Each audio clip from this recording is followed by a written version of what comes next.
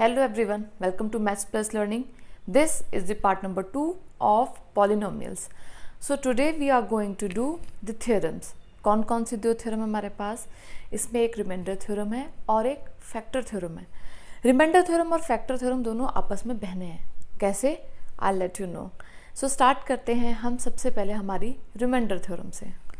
See this remainder theorem. देखो ये तो इसकी थ्योरी है. अगर थ्योरी से ही समझ आता तो मैं एक्सप्लेन नहीं करती, लेकिन हमें इसकी छोटी छोटी चीज़ों को समझने की ज़रूरत है. Actually what a remainder theorem is, देखो जब भी हम किसी नंबर को, जैसे हमने अभी तक तो हमने नंबर्स पढ़े हैं, जैसे हमने 10 को 5 से डिवाइड किया, ठीक है, तो 5 2 ज़ार 10, रिमाइंडर हमारे पास क्या बचा? 0 बचा, ठीक है, पूरा पूरा डिवाइड हो गया. अगर हमने 11 से 5 को डिवाइड किया है तो 5 2 ज़ार 10 और रिमाइंडर क्या हो गया हमारे पास? 1. सेम यही हमारे पास केस होता है पॉलिनोमियल्स में. पॉलिनोमियल में क्या होता है, हमारे पास एक इक्वेशन के फॉर्म में कुछ दिया होता है, एक अलजेब्रिक एक्सप्रेशन होता है और उसको हम एक अलजेब्रिक एक्सप्रेशन से ही डिवाइड कर रहे होते हैं, ठीक है. जैसे यहाँ पे लिखा है कि पी एक्स कोई पॉलिनोमियल है, ठीक है. मैंने सपोज कर लिया P x x square plus 2x plus 1, ये एक पॉलिनोमियल है, ठीक है. इसकी डिग्री कितनी है? 2 है. इससे पहले की वीडियोस में मैंने आपको बताया इसकी डिग्री 2 है. और ये कैसा पॉलिनोमियल है? 1 2 3 3 टर्म्स हैं, तो ये ट्राइनोमियल है. ओके, पक्का, यहाँ तक हो गया. अगर a एक रियल नंबर है, सपोज मैंने a एक रियल नंबर ले लिया, ठीक है. रियल नंबर का मतलब क्या होगा कि मैं a की वैल्यू को, सपोज मैं ले लूँ 1, let a is equal to 1, ठीक है. यहाँ तक क्लियर है. ये मैंने एक पॉलिनोमियल ले लिया एग्जाम्पल के लिए. एक रियल नंबर है जिसकी वैल्यू मैंने यहाँ पे 1 ले ली है, ठीक है. ओके, अब इस पॉलिनोमियल को हम x माइनस 1 से डिवाइड करेंगे. देखो x माइनस 1 कहाँ से आया? x is equal to a, ठीक है. x is equal to a हो गया, ठीक है. तो अब इसको इस साइड ले आते हैं, x minus a is equal to 0. यानी कि जो भी हमें पॉलिनोमियल गिवन होगा, जो भी हमें रियल नंबर गिवन होगा, उसको हम माइनस के साथ x के साथ लिखेंगे. कैसे लिखेंगे? That I have explained. x is equal to a, तो a को हम इस साइड ले आए, लेफ्ट हैंड साइड, तो x minus a is equal to 0, ठीक है.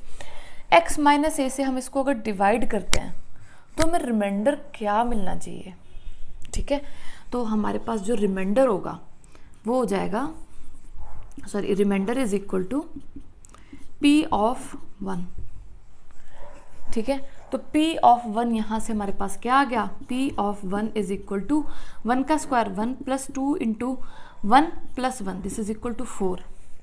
यानी कि अगर हम x माइनस ए से इसको डिवाइड कर रहे हैं, ठीक है, तो हमें रिमाइंडर क्या मिलना चाहिए? 4 मिलना चाहिए. अब हम इसको प्रैक्टिकली देख करके देखते हैं कि क्या ये पॉसिबल है, कितना आ रहा है कि नहीं आ रहा है. सी, x माइनस ए से हमें किसको डिवाइड करना है? X square plus 2x plus 1 को. रिमाइंडर 4 आना चाहिए, लेकिन अभी हमें कुछ नहीं पता है, तो x ले ले. x का हो गया स्क्वायर माइनस x, ठीक है. अब इसको कैंसिल आउट करना है हमें, तो यहाँ पे माइनस कर देते हैं. अब अगर इसका साइन हमने चेंज किया तो इसका साइन चेंज करना पड़ेगा, ठीक है. ये आपने पहले पढ़ा हुआ है. तो ये कितना हो गया? प्लस और प्लस कितना हो गया? 3x और प्लस 1. अब किससे डिवाइड करें? प्लस 3 से डिवाइड कर लेते हैं, कोई बात नहीं. देख, लेट्स सी, 3x माइनस 3, ठीक है, माइनस और ये प्लस, क्योंकि अगर हमने इसका साइन चेंज किया तो हमें इसका साइन भी चेंज करना पड़ेगा, ठीक है. ये हो गया कैंसिल आउट. यहाँ से आ गया 4. अब देखो क्या अब ये इसको डिवाइड करेगा? नहीं करेगा, क्योंकि यहाँ पर हमारे पास पॉलिनोमियल है डिग्री 1 का, ये कांस्टेंट पॉलिनोमियल है, आगे डिवाइड नहीं होगा. सो सी दिस रिमाइंडर इज 4. यानी कि इस पूरे थ्योरम का क्या मतलब है कि अगर px कोई भी दुनिया भर का कोई भी पॉलिनोमियल है ऑफ डिग्री n, जिसकी डिग्री डिफाइंड है, ठीक है, और a एक रियल नंबर है जिसको डिवाइड करेगा. ओके, a एक रियल नंबर है जिसको डिवाइड करेगा, यानी कि x की वैल्यू, यानी कि a की वैल्यू यहाँ पर क्या होगी? कोई भी रियल नंबर होगी. -2, 1/2, -4, 4/5, 7/5, कितनी भी हो सकती है. अगर वो उसको डिवाइड कर रहा है तो रिमाइंडर हमारे पास क्या हो जाएगा? p ऑफ a हमारा रिमाइंडर हो जाएगा. ये थ्योरम्स हमारी टिप्स एंड ट्रिक्स में बहुत काम आती हैं, हमारी पॉलिनोमियल्स की, जब हम किसी कॉम्पिटिटिव एग्ज़ाम के लिए जाते हैं. और बाकी आपको थ्योरी वाइज तो अपने एग्जाम्स में करना है ही। ओके, अब देखो अगर ये रिमाइंडर हमारा P ऑफ A 0 हो जाए, देखो मैंने बोला था ना कि ये दोनों बहनें हैं, रिमाइंडर थ्योरम और फैक्टर थ्योरम, ठीक है। तो यहाँ पर क्या करते हैं, फैक्टर थ्योरम लिखते हैं जरा सा।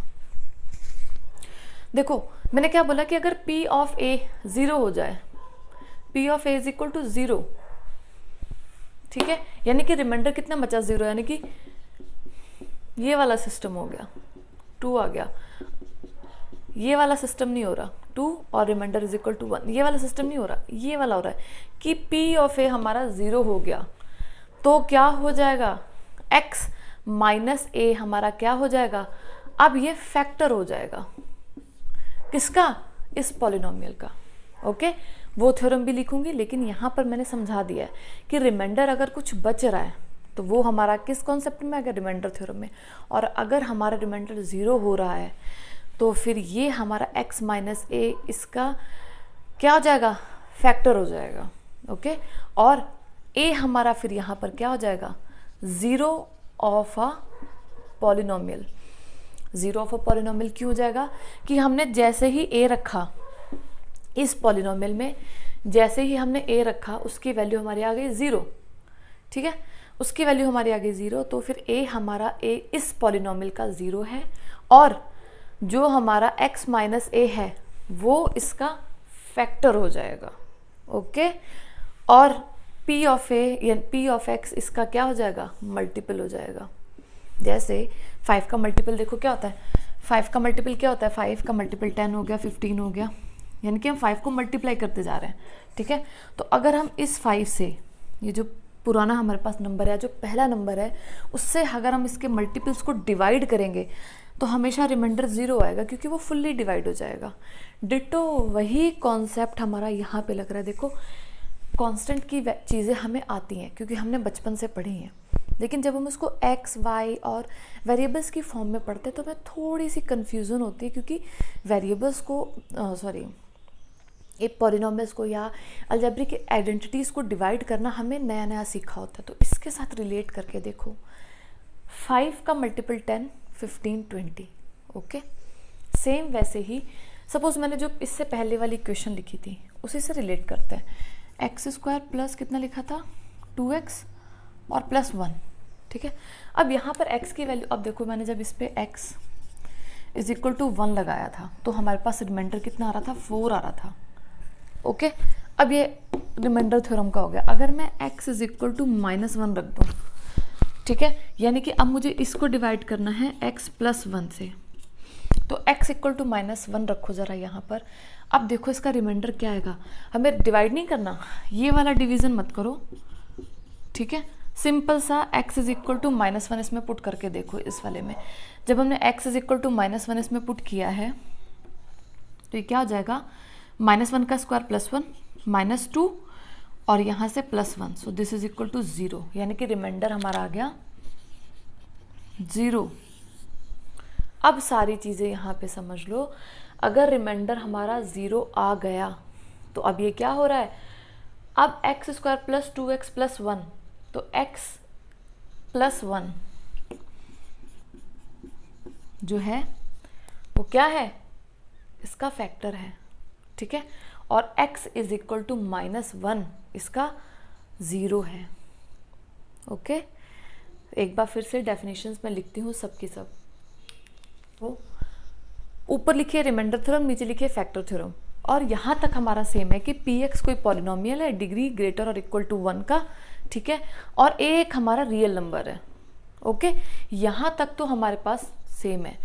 अगर px को डिवाइड करता है x माइनस ए, तो उसका रिमाइंडर क्या होगा, p ऑफ a। ओके, लेकिन अगर p of a is equal to 0 आ जाए, पॉलिनोमियल की वैल्यू इस a पे 0 आ जाए, तो फिर x माइनस ए हमारा क्या हो जाएगा, फैक्टर हो जाएगा। बस यही एक डिफरेंस है इन दोनों बहनों में। एक पढ़ने में ज़्यादा अच्छी है कि उसने सबको 0 ही कर दिया, और एक ने रिमाइंडर कुछ बचा लिया, कुछ पढ़ने के लिए छोड़ दिया, ठीक है। 0 ऑफ अ पॉलिनोमियल क्या होता है, 0 ऑफ अ पॉलिनोमियल कोई ऐसा नंबर, एक रियल नंबर a ठीक है, जिसकी वजह से पी ऑफ ए ज़ीरो हो जाए, जैसा हमारा यहाँ पर हो रहा है। अब ए क्या है हमारे पास, zero of a polynomial. Okay, जैसे मैंने इससे पहले वाले क्वेश्चन में किया था, x square plus 2x plus 1, ठीक है। तो इसका ज़ीरो क्या है, x इज इक्वल टू -1, इसका ज़ीरो है, क्योंकि जैसे ही हम x इक्वल टू -1 रखेंगे इसकी वैल्यू हो जाएगी ज़ीरो, ठीक है। जैसे ही इसकी वैल्यू ज़ीरो हुई, दैट मीन्स x प्लस 1 इसका एक फैक्टर है। और आप चाहे तो डिवाइड करके देख लें, इसको भी मैं करा ही देती हूँ ताकि कोई डाउट ना रहे। जब हमने x -1 से इसको डिवाइड किया था तो हमारे पास रिमाइंडर क्या आ रहा था, 4 आ रहा था। अगर हम इसको x प्लस 1 से डिवाइड करें, दैट मीन्स हमारा रिमाइंडर 0 आना चाहिए। ओके, तो x प्लस 1 से फटाफट से डिवाइड करते हैं, x square plus 2x plus 1 को सी, x के साथ डिवाइड होगा एक्स स्क्वायर और प्लस x, ठीक है, माइनस और माइनस, ठीक है, इसका साइन चेंज करना पड़ेगा, और प्लस है तो प्लस का उल्टा माइनस हो गया, यहाँ से हो गया x प्लस 1, तो प्लस 1 से डिवाइड कर देते हैं, रिमाइंडर इज इक्वल टू 0, हो गया प्रूफ वही, ठीक है। तो अब आपको ये दोनों थ्योरम्स, आई होप अब इनमें कोई भी डाउट नहीं होगा। px कोई पॉलिनोमियल है और x माइनस ए हमने एक कोई टर्म बना लिया, a कोई हमारा रियल नंबर होगा, ठीक है, जिसकी वैल्यू क्या हो सकती है, -1/2, 2 -3/4, कुछ भी हो सकती है, -1 + 1, ये सब वैल्यूज़ हम आइडेंटिफाई कर लेंगे, या हमें निकालनी होगी या हमें क्वेश्चन में दी होगी, depending upon the terms and conditions of the questions. Okay, चलो कुछ फॉलोअप क्वेश्चंस कर लेते हैं, ठीक है। See this, x - 1 is the factor of this. Factor का मतलब क्या होता है कि अगर हम x p ऑफ a रखें तो वो 0 हो जाए तो हमारा ये फैक्टर हो जाएगा, ठीक है। तो यहाँ से p ऑफ a क्या हो जाएगा, x plus 1 is equal to 0, तो x इज इक्वल टू -1, तो हमें ये देखना है कि क्या x इज इक्वल टू -1, इसका factor x is equal to -1 रखने से इसकी वैल्यू 0 हो रही है कि नहीं हो रही है। अगर x की वैल्यू -1 रखने से ये 0 हो रहा है तो फिर ये इसका फैक्टर है, ठीक है। तो -1 का क्यूब प्लस -1 का स्क्वायर और प्लस -1 और +1, तो मुझे लगता तो ये हो जाएगा -1 + 1 -1 + 1, ठीक है। तो ये कैंसिल आउट हो गए, दैट मीन्स ये 0, यस, ये इसका फैक्टर है। आप डिवाइड करके देखना, इससे रिमाइंडर 0 आ रहा होगा। अगर हमारा रिमाइंडर 0 आ गया, दैट मीन्स ये इसका फैक्टर है।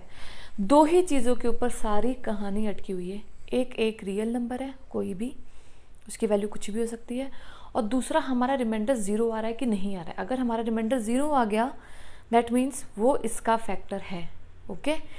और अगर रिमाइंडर 0 नहीं आया तो वो क्या है, फिर वो रिमाइंडर 0 में चला जाएगा, okay. Find the value of k if x - 1 is factor of this.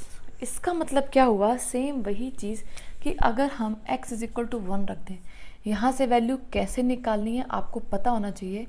हम क्या करते हैं, x - 1 इज इक्वल टू 0, ठीक है, तो x इज इक्वल टू 1। अगर हम ये वैल्यू यहाँ रख दें तो इसका आंसर 0 होना चाहिए, मतलब रिमाइंडर 0 होना चाहिए। Therefore p of 1 is equal to कितना, 1 का square plus 1 plus k, and this is equal to 0। क्यों, क्योंकि जो ये है इसका फैक्टर है, x - 1 इसका फैक्टर है, यानी कि रिमाइंडर 0 आ रहा होगा, ठीक है। तो p of 1 is equal to 0 हो जाना चाहिए, तो 0 is equal to 1 + 1 + k, this implies k is equal to -2। Value put करके देख लेना। इन्होंने पूछा है कि क्या ये इसका मल्टीपल है। अब देखो इस क्वेश्चन को कैसे फ्रेम किया गया है, फैक्टर भी पूछ सकते थे कि क्या 2t + 1 इसका फैक्टर है। इन्होंने उल्टा पूछ लिया क्वेश्चन, यानी कि मैं ऐसे पूछ लूँ कि क्या 10 5 का मल्टीपल है, तो इसका मतलब क्या हुआ कि अगर मैं इसको इससे डिवाइड करूँ तो रिमाइंडर 0 आना चाहिए। कहानी फिर वही, रिमाइंडर 0 आना चाहिए। अब ये इसका मल्टीपल है कि नहीं है, ठीक है। तो यहाँ से क्या करते हैं, t की वैल्यू निकाल लेते हैं। तो 2t + 1 इज इक्वल टू 0, तो t इज इक्वल टू -1/2, पक्का। वो वैल्यू यहाँ पे सब्स्टिट्यूट कर देते हैं। देखो 4 इंटू -1/2 का क्यूब है, तो ये क्या हो जाएगा -1/8 प्लस 4 इंटू 1/, हाँ सही है, 4 इंटू 1/4 माइनस, और ये माइनस हमारा प्लस 1/2 और -1, यहाँ से कैंसिल आउट होके इसने दिया माइनस का 2, यहाँ से कैंसिल आउट होके इसने दिया 1, -1/2 प्लस 1 प्लस 1/2 और -1, so this is equal to 0। Yes, ये इसका मल्टीपल है।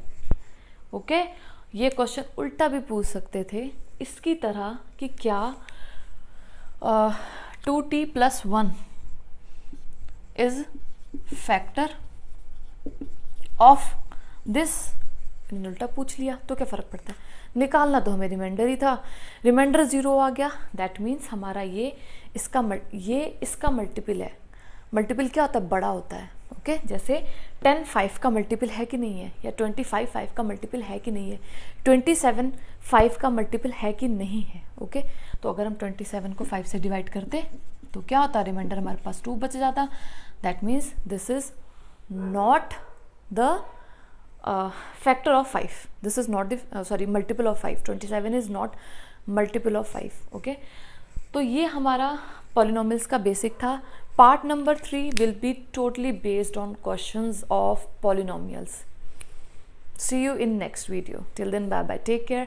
And if you like this video and the concepts that I have told you, then do like, share the video, and if you're new, then subscribe. Thank you for watching Maths Plus Learning.